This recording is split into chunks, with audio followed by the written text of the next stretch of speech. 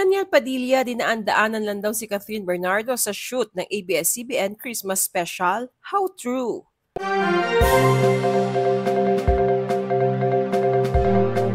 Sa mga kumakalat na videos mula sa ABS-CBN Christmas Special shoot, maraming netizens ang nakapansin na tila dinaan-daanan na lang daw ni Daniel Padilla, ang ex-girlfriend si Catherine Bernardo, upang dumiretso sa kasintahan niyang si Kyla Estrada.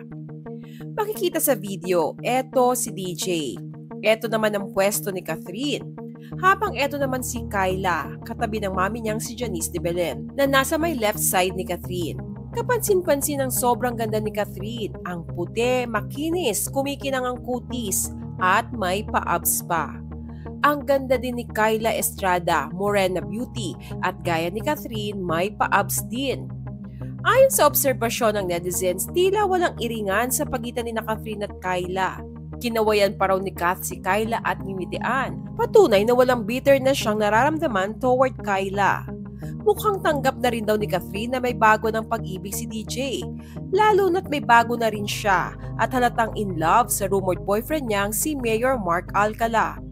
May mga balita rin na naglilipin na raw ang dalawa.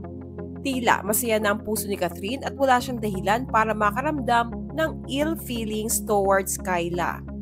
Samantala, si Daniel Padilla naman ay mas gumagwapo ngayon habang nagmamature. Bukod sa matagumpay ang solo career niya, lalo na sa action projects, mas tahimik din ang love life niya ngayon. Ipinost ng ilang netizens na may ilang sandaling nakita raw na pasimpleng tumitingin si Kath sa direksyon ni DJ.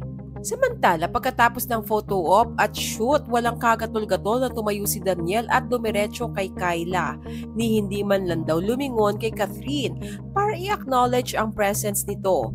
Para raw talagang dinaanan lang ang dating nobya. Walang pansinan, si DJ at si Kat parehong diretso ang tingin. Gayunpaman, malinaw na indikasyon itong tapos na ang Kathniel era at pareho na silang naka-move on at masaya sa kanilang bagong pag-ibig.